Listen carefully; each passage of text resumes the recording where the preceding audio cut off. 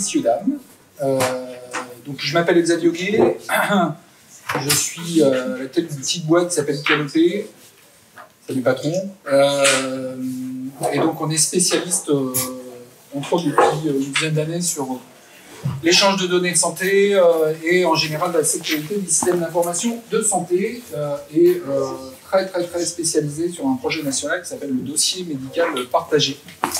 Voilà, qui est un truc dont vous allez entendre parler, dont tout le monde va dire que c'est de la merde, mais nous, on tiendra un discours opposé. Voilà, donc le sujet du jour, c'est l'identification forte en santé. Alors, il se trouve qu'on a la chance d'avoir une grande spécialiste du droit ici, c'est ça. Ouais. Je suis honorée. Donc, si je dis des conneries, elle me répondra, et vous accepterez que je dise des conneries parce que c'est possible. Donc, rapidement, Canopé, alors en gros, on existe depuis 2009. On a des produits qu'on fournit auprès des professionnels de santé et des établissements dédiés à l'interopérabilité. On fournit aujourd'hui 6 API et 3 logiciels. Alors les API plutôt à destination des DSI d'établissements ou des éditeurs de logiciels. Voilà. Donc on a 41 partenaires qui travaillent avec nous aujourd'hui. On donne des chiffres comme ça sympas. On représente à peu près 38 000 professionnels de santé libéraux qui sont équipés de nos technologies en direct ou en indirect. Et en établissement, c'est pas significatif. Par contre, on est en EHPAD sur un marché très émergent pour nous. On est très présent parce qu'on représente 70% du marché. Au travers de partenaires. Donc, ce slide, en fait, il veut rien dire. En gros, c'est pour donner une tendance de la numérisation du secteur des secteurs, dont le dernier au bout, qui est la e-santé. Donc ça, c'est une tendance mondiale. Donc il n'y a aucun pays dans le monde qui se réveille pas le matin en se posant des questions sur comment ça marche la santé, qu'est-ce qu'il faut faire dans la santé, comment on échange des données de santé, comment on sécurise les données de santé. Et pour moi, ce qui donne du sens, c'est comment on les partage entre acteurs. Et il se trouve que récemment, il y a un truc qui s'appelle RGPD. Donc là, je vais sortir ma casquette du mec qui dit des gros mots. En gros, dans la santé, il n'y a aucun éditeur. Alors, en plus, il n'y a pas de juriste, donc on s'en fout. Il n'y a aucun éditeur qui est conforme avec les RGPD, c'est clair. On va être très clair, il y a même des éditeurs et des industriels qui ont des modèles économiques autour de l'exploitation des données. Donc aujourd'hui, vous allez vous poser peut-être des questions s'il y a des projets portés au hackathon du modèle économique que vous allez mettre en place. Et aujourd'hui, il y a des gens qui vendent des données sans que vous le sachiez. Vous allez à la pharmacie, il y a des gens qui vont utiliser vos données grâce à tout un système d'exploitation non consentie. Voilà. Donc la RGPD, elle définit des règles, et dans la santé, elle a forcément des conséquences en termes d'organisation de systèmes d'information. Donc ce que j'ai un peu déjà dit, mais en gros, on n'est pas une exception, hein, c'est une tendance mondiale. Alors il se trouve que nous, on va sortir un produit de cette présentation dédiée à la sécurité des systèmes d'information en santé. C'est hyper simple, la techno est hyper simple, c'est juste qu'on l'a modélisée de façon qu'elle soit adaptée au secteur de la santé. Donc on n'est pas une exception. Il n'y a aucun pays dans le monde, nous on n'en a pas identifié, alors je ne vais pas regarder les Mozambique, hein, mais ils ont d'autres sujets en ce moment, mais il n'y a aucun pays du monde qui ne se pose pas de questions sur ce sujet-là. Donc si vous envisagez des projets, ou si vous avez envie de faire des projets dans le domaine de la santé, forcément, on vous posera des questions autour de la sécurité. Voilà. Alors, qu'est-ce qu'on fait? Eh bien, en fait, on va produire un SSO pour la santé. Voilà. Donc, en fait, moi, ça fait 10 ans que je travaille 23 ans que je travaille dans le secteur de la santé. Et ça fait 10 ans qu'on s'est spécialisé sur le dossier médical partagé, qui est un truc qui marche pas, en fait, mais pour tout un tas de raisons, dont une raison essentielle qui est un problème organisationnel. En gros, pour accéder au DMP, il faut un prérequis qui est une carte CPS. Alors, je pense que vous n'avez pas tous connaissance de ce truc. Donc, qu'est-ce qu'une carte CPS? Triculavier au fond du sac. C'est ça. Voilà.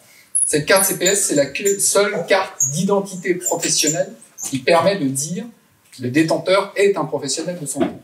Il n'y a que cette carte-là qui permet de le faire. Donc, elle pose un problème, cette carte, en fait, c'est qu'elle a des contraintes techniques. Parce qu'en fait, il faut un lecteur. C'est chiant. C'est chiant d'avoir un lecteur. Il ne faut pas l'oublier. Si on la met dedans, on met la carte à l'intérieur du lecteur. Si je pars, en fait, le lecteur et la carte ne sont plus à ma disposition. Donc aujourd'hui, c'est un vrai frein au déploiement du dossier médical partagé en France, hein, et en général à l'exploitation et l'utilisation par les professionnels de santé des données de santé. Alors, il y a plein d'explications à l'existence de cette carte. La vraie raison initiale, c'est la facturation. La caisse d'assurance maladie voulait garantir que les professionnels qui télétransmettaient à la caisse d'assurance maladie avaient bien le droit de le faire, donc de facturer l'État, parce que c'est l'État qui paye. Voilà. Donc ça a été fait pour ça, et on a essayé de trouver d'autres usages à cette carte, dont l'usage d'authentifier les médecins dans le DMP. Mais malheureusement, en fait, c'est trop chiant, et surtout pas du tout adapté à ça. Voilà. C'est-à-dire que brancher cette carte là-dessus, bah, désolé, ne marche pas. Trouver des solutions connaître pour le faire, ne marche pas. Enfin, il n'y a toujours pas de solution sur le marché opérationnel. Et donc nous, ce qu'on veut faire, c'est dire, bon, on va sortir un SSO qui veut régler 3 problèmes. Voilà, avec 3 services. Un, identifier le professionnel de santé. Donc la plateforme permettra d'enrôler les professionnels de santé, et ça, un détenteur de carte sera reconnu comme professionnel de santé. Le deuxième service, c'est authentifier le patient. Alors, on ne dit pas identifier parce qu'on n'est pas encore dans l'espace France Connect, mais on y travaillera et on va y travailler pour rentrer dans l'identification du patient. Parce que pour identifier un patient, il faut être dans France Connect, en France. Et le dernier service, alors ça, c'est un truc magique, ça s'appelle le recueil du consentement en temps réel. Alors ça, c'est un choix personnel. Moi, ça fait 10 ans que je me pose plein de questions sur pourquoi ça ne marche pas, etc. Et le DMP, en fait, il y a plein de raisons pour lesquelles il ne marche pas, je le redis, mais il y en a une essentielle, c'est que le recueil du consentement du patient est quelque chose qui est obtenu par le professionnel et uniquement le professionnel. C'est-à-dire que le patient ne donne pas un avis éclairé au sens où on l'entend aujourd'hui. La question, c'est je suis médecin, je vous demande l'autorisation d'accéder à votre dossier, vous me dites oui, j'ai l'autorisation. Le oui est-il suffisant? Maître, voilà, avec toi. Mais c'est bien de l'avoir, mais il faut le prouver. Voilà. Donc, apporter la preuve. Donc, apporter la preuve, au sens pénal, en France, au sens pénal. Hein, au sens pénal, ah bon? Au sens pénal. Ah, c'est une connerie. C'est l'acte volontaire. Oui, au sens juridique, oui, c'est ça. Au sens juridique. Alors, je me suis un peu renseigné avant, on peut se faire dézinguer par les avocats, mais il faut un petit peu les dézinguer aussi. Non, en fait, l'acte volontaire que je fais chez un médecin, c'est de donner ma carte vitale. C'est le seul acte volontaire que je fais. Donc, au final, toute cette complexité, elle est liée à ce mouvement, en fait, qui n'est pas prouvable, difficilement prouvable. Et c'est surtout que je donne ma carte vitale, mais peut-être pas pour la finalité de l'usage du professionnel. C'est-à-dire que normalement, le professionnel de santé, cette carte, elle sert à faire sa facture et pas à accéder à mes données de santé. Donc le médecin devrait dire, vous m'autorisez bien à accéder à vos données de santé. C'est chiant, putain, merde, quel bordel, quoi. Donc le médecin ne pose pas de questions, et surtout, au final, il ne voit pas la carte vitale du patient. Imaginez dans un hôpital, dans un service, 4e étage, la carte vitale est au rez-de-chaussée, le médecin ne va pas courir chercher les cartes et revenir, je l'ai. Bon, enfin bon. Donc recueillir le consentement du patient en temps réel, ça c'est une position de la part d'Icanopé depuis longtemps. On a choisi de travailler des solutions qui vont solliciter au patient un acte volontaire technique qui lui demandera de saisir un code. Donc là, en fait, c'est juste vous présenter, et puis après, on fera une démo de la solution, vous présentez la techno. En fait, c'est hyper simple. Là encore, ça devient du juridique, mais en France, les systèmes d'information de santé reposent sur des authentifications à double facteur. Une authentification à double facteur, c'est pas un SSO avec un OTP. Ça suffit pas. Parce qu'en fait, ce que je sais, ce que j'ai, c'est mon téléphone. Ce que je sais, c'est le code. Et c'est à ça que répond la solution. On est bien sur une solution d'authentification à double facteur, ce qui revient à dire qu'on fait la même chose que la carte CPS. C'est-à-dire que ce que j'ai, c'est une carte CPS, et ce que je sais, c'est le code qui est associé à cette carte. C'est exactement comme une carte bleue. Hein. Il n'y a pas de différence technique entre une carte CPS et une carte bleue. C'est exactement la même chose. Donc là, vous allez vous marrer, mais c'est bon, il faut être Dieu. Bon, là, c'est la démo, alors. C'est pour vous rappeler comment c'était avant, en fait, Bill Gates 1995, pour ceux qui n'étaient pas nés. J'ai pas connu. Voilà. Donc là, l'idée, c'est de vous présenter rapidement, alors en mode fake. Moi, j'ai pas d'hésitation à employer des vrais mots. J'ai la techno qui marche depuis ce matin. Voilà, donc Donc on en a un peu bavé, mais je pourrais en pouvoir en reparler, mais on a eu un parcours ces 2 dernières années qui était, en gros, j'ai identifié un SSO français qui correspondait à ce que je voulais faire. On a travaillé avec cette boîte, et cette boîte a coulé, donc je l'ai reprise. Et donc ça a été vraiment galère, quoi. Donc c'est de l'opportunisme pour moi, mais c'est comme ça que ça marche dans la vraie vie. Des fois, il faut être opportun. Et donc là, l'idée, c'est de dire, dans la vraie vie, dans l'usage en tant que, on va dire, professionnel de santé et patient, quels vont être les impacts dans mon travail de l'authentification via un téléphone. Donc là, en fait, je suis sur une copie du site du DMP. Alors ça pourrait être n'importe quoi, une application patient, une application médecin, enfin n'importe quelle solution. Ah tiens, je suis pas branché au réseau. Ah mais j'ai vraiment le bug. Ouais, super. Des cas d'usage. Enfin, je pourrais vous faire voir, mais il y a un mode réseau non fonctionnel, mais j'espère. Ah putain, non. Il avait coupé l'année dernière.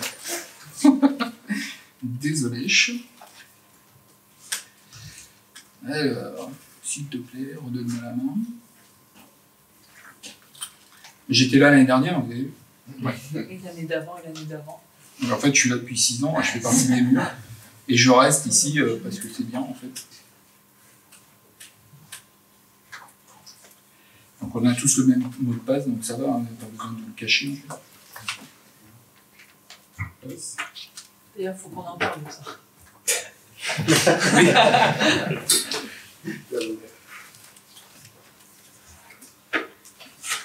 Alors, est-ce que ça marche? On s'en fout de ça. Oh merde. Oh merde.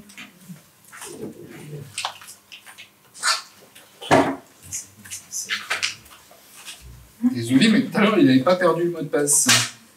Il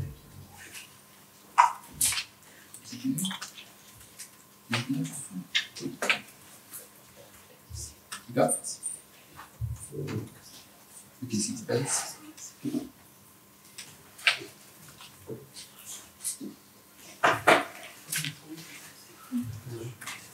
On a le même login, non? Ouais, c'est moi qui ai le con. Passe. On est d'accord, hein, c'est tiré 19. Ouais. Au B du milieu. Ah non, OI. Ah oui, c'est OI. Ouais. Faut pas écouter. C'est moi qui dois taper la d'abord. C'est plus pratique. Ouais. Ah, ça marche pas. Voilà.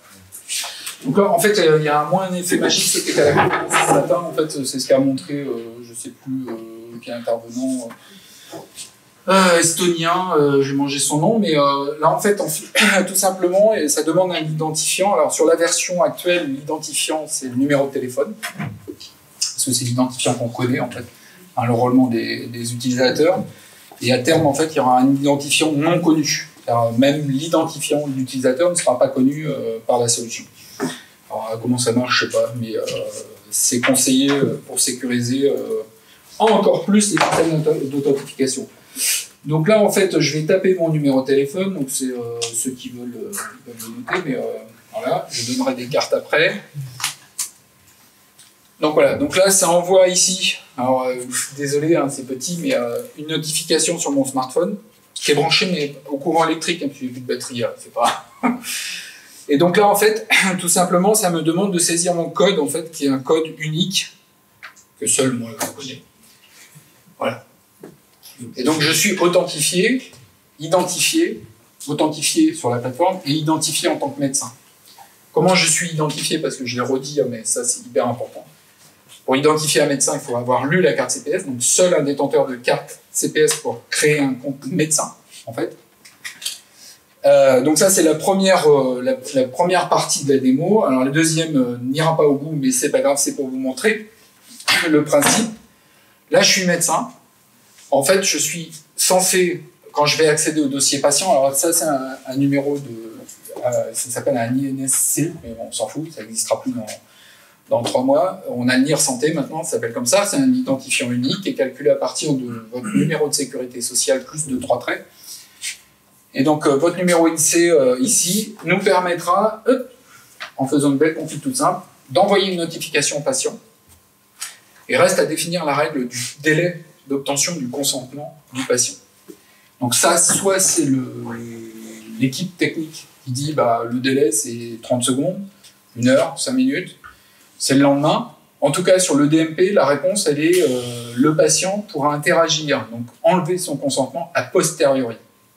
C'est-à-dire que le souci de savoir si le patient va répondre dans les 3 minutes, techniquement, on s'en fout. Par contre, ce que ça change, c'est le motif d'accès. C'est-à-dire que le praticien, une fois qu'il va avoir cette demande, il va pouvoir forcer l'accès au DMP si le patient ne donne pas son consentement immédiatement, en donnant un motif. Urgence, bris de glace, il y a des modalités qui sont définies par le DMP.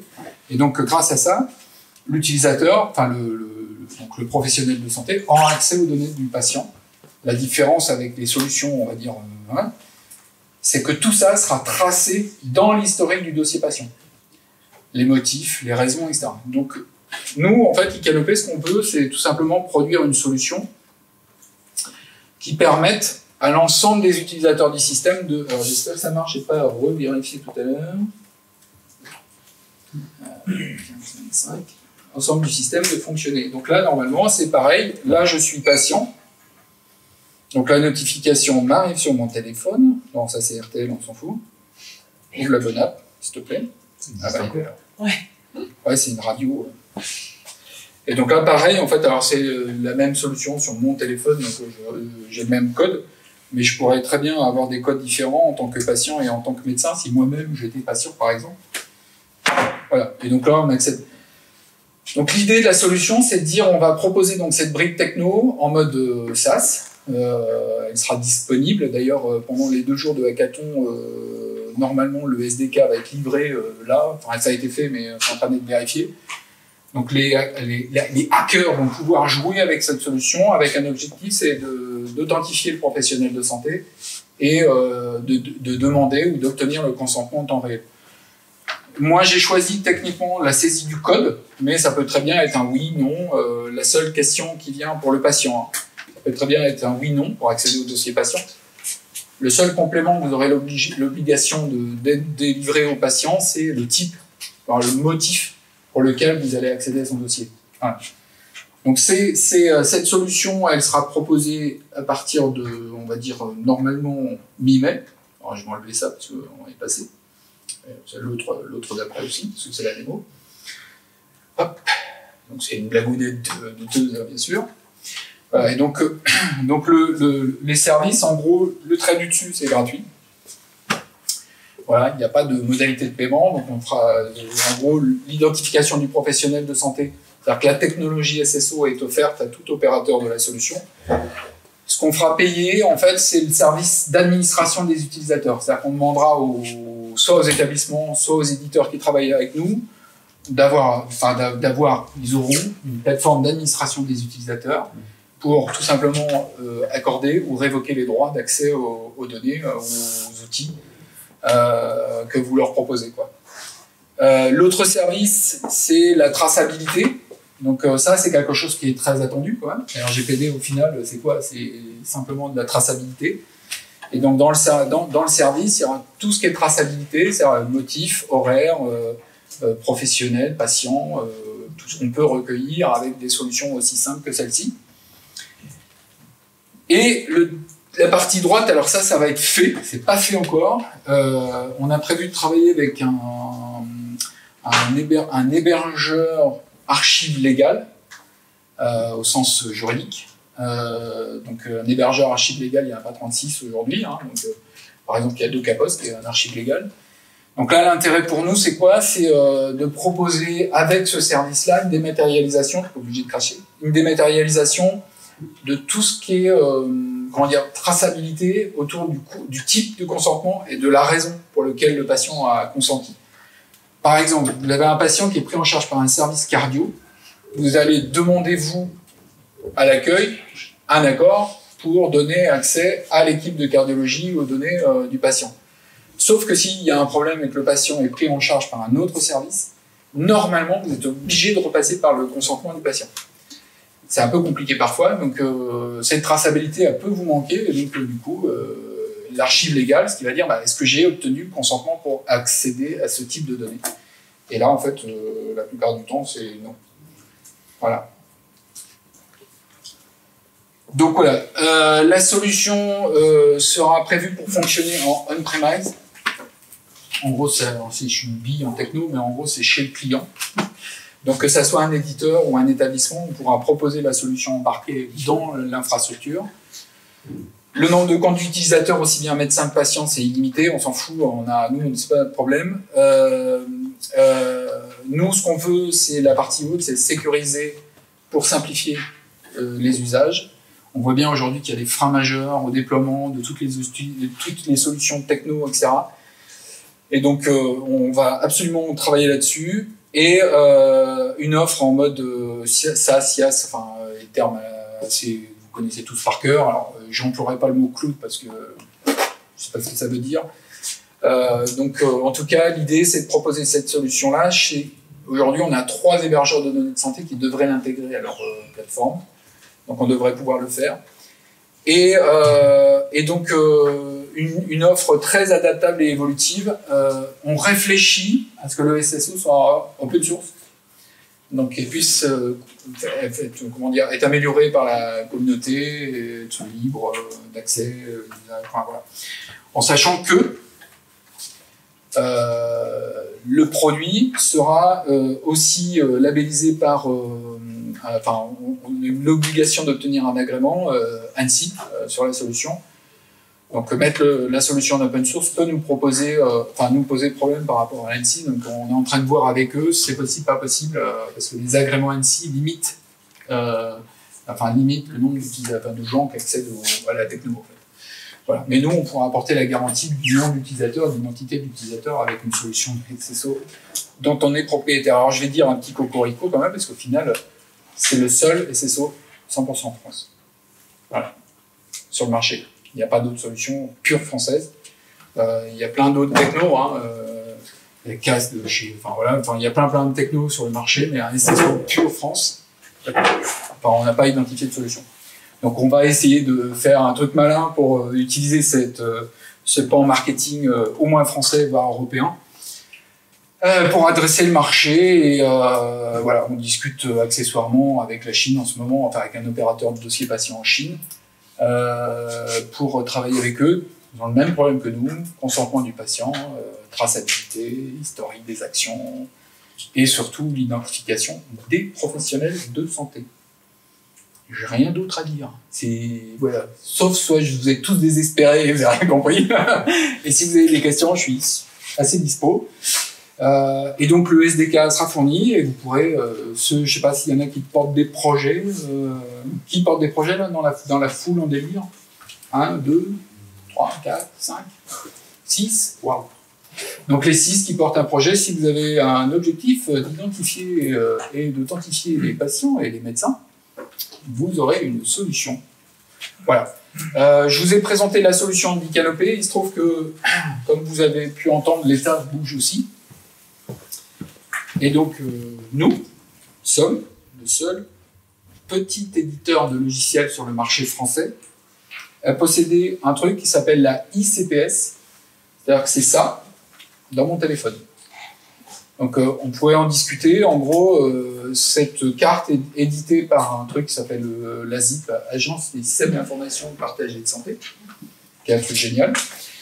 Non, mais je peux pas dire que du mal, mais c'est vrai, c'est génial. Et donc, c'est exactement mon SSO, c'est exactement la même solution. En fait, quand j'ai présenté ma solution il y a 2 ans, ils se sont réveillés, en fait. Voilà.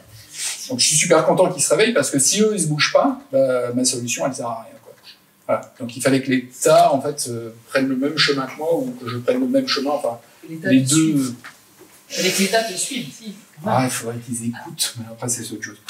En tout cas voilà, donc je suis à votre disposition. S'il y a des gens qui ont des plateformes de santé, on est opérationnel et il se trouve que je prends les services d'une avocate brillante strasbourgeoise pour la conformité de ma propre plateforme avec la RGPD, parce qu'il y a aussi des obligations.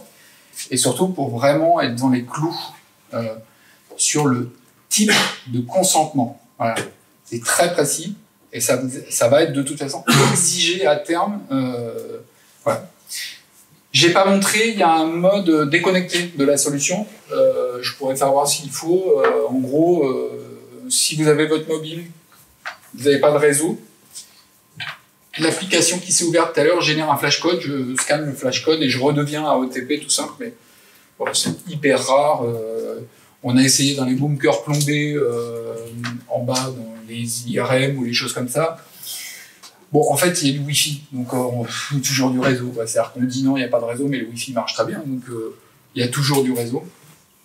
Et ça marche très bien.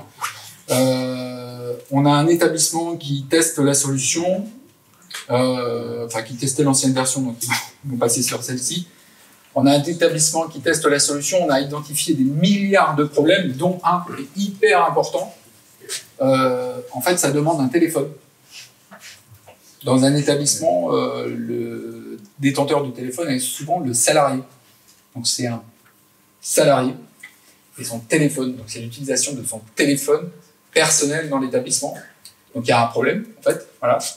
Et on a identifié ce problème-là grâce au syndicat. Faut être positif, hein. Mais les syndicats dans les établissements, quand ils sont en conflit avec la direction, disent « Ah, mais non, je veux pas utiliser mon téléphone portable ». Alors, il y a deux techniques, en fait. Il y a une technique DSI gentil. Ok, on a compris, on ne cassera pas les pieds. Et il y a la technique DSI pas sympa du tout. Il se trouve que c'est dans le coin que ça s'est passé. Qui dit, bah, en fait, s'ils n'acceptent pas, moi, je leur refuse l'utilisation du téléphone sur leur lieu de travail. Voilà. C'est réglé. Donc voilà. Mais c'est vrai que il n'y a pas de raison qu'un salarié ait son téléphone portable personnel sur son lieu de travail. Donc voilà. Donc ça a été réglé comme ça par un des DSI avec lequel on parle et on travaille. Sur la solution, alors la technologie n'est pas terminée, c'est balbutiant, mais en mai, la plateforme sera en ligne. Elle n'a pas de nom définitif encore. Voilà, donc dès qu'on l'aura, on fera passer l'info. Mais en tout cas, techniquement, l'infra fonctionne, la solution fonctionne, elle est éprouvée. On arrive à faire jusqu'à 700 000 transactions en même temps, donc pas de limitation d'usage d'utilisateurs, etc., etc. Donc on va pouvoir jouer avec cette solution pendant les prochaines années. Et je vous souhaite un bon hackathon. Voilà.